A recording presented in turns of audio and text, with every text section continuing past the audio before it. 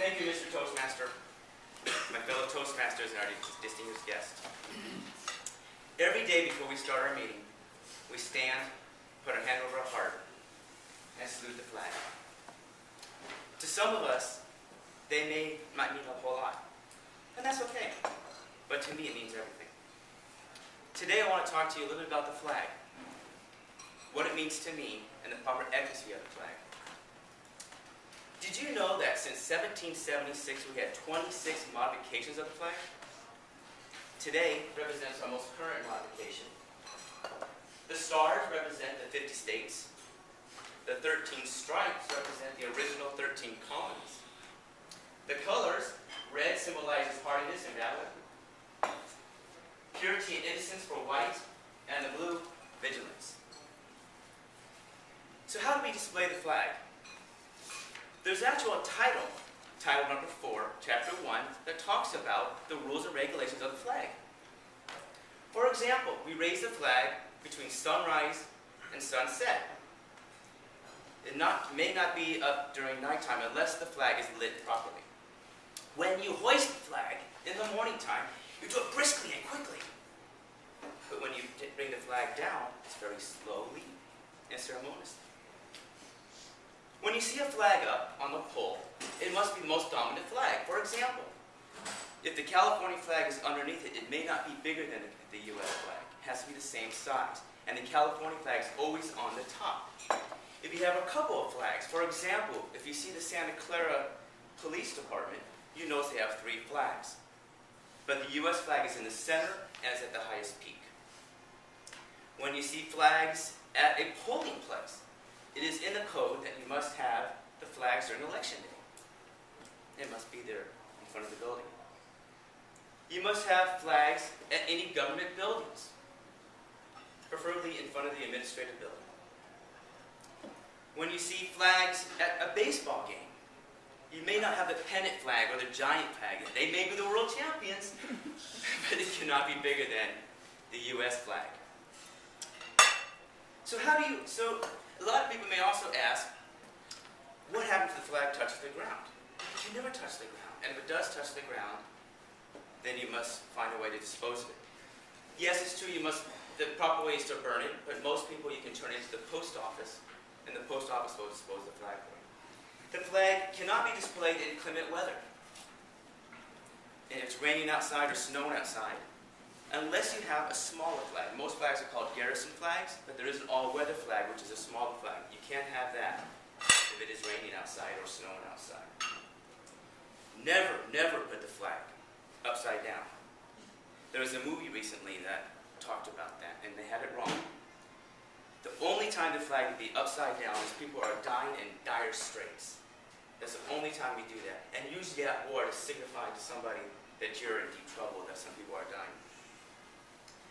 Now, there's a lot of questions about what we do when the flag goes to half-staff. The President of the United States is the one who can tell you when to put the flag at half-staff. When the President dies, or an ex-President dies, it's for 30 days. For a Vice President, it's 10 days. And there's a trick in how you put the flag up. When you put the flag at half-mast, for example, if you have the California flag and the American flag, it's the center of the U.S. flag, not the California flag, at the pole. And when you raise the flag, it goes all the way to the top, and then you must bring it back down to half-mast. You just don't put it to half-mast. When you bring it back down, you must go all the way to the top again, and then bring it all the way back down. There's a lot of questions that come up with the flag, and what you do, for example, when the flag passes you, or the Pledge of Allegiance. We all know when we do the Pledge of Allegiance, we put our hand over our heart. But did you know during the national anthem, you must also do that? And it surprises me when you go to a ball game, for example, the announcer always says, please take your hats off, but he never says, place your hand over your heart. A prime example of that was recently, if you saw the Arizona situation where the President came to Arizona State University for the services. And when they played the national anthem, you notice he put his hand over his heart. When the flag passes you, such as in a parade or in a concession, you must put your hand over your heart. The military, if you're in uniform, they must salute the flag. They must salute the flag when the flag is being raised.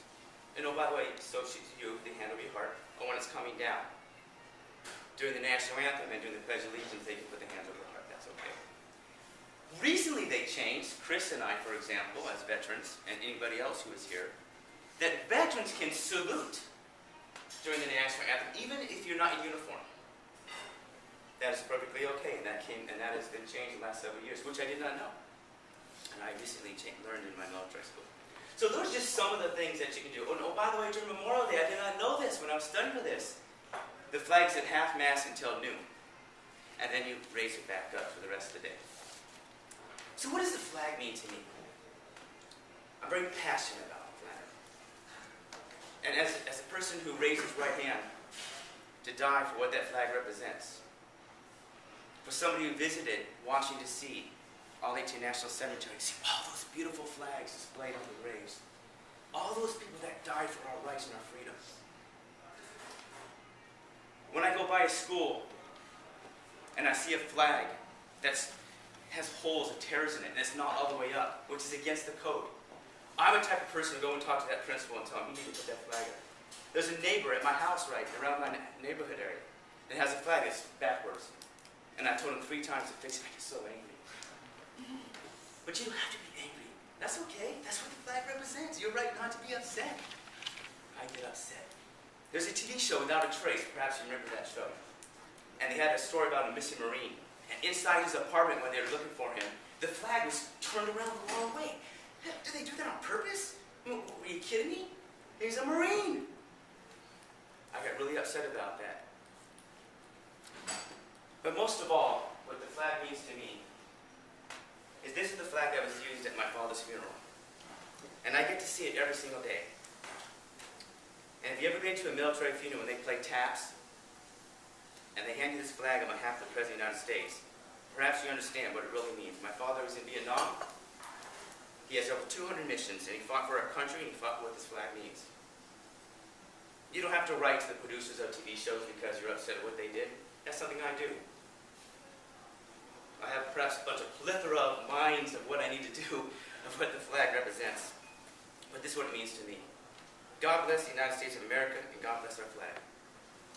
Mr. Toastmaster.